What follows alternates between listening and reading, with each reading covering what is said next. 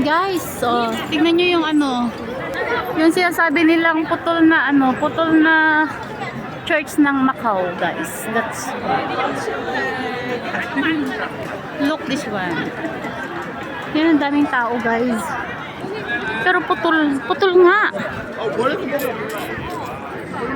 Look. Hindi, pero ang daming tao.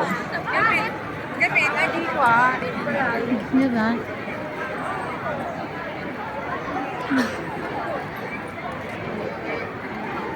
Daming tao, guys.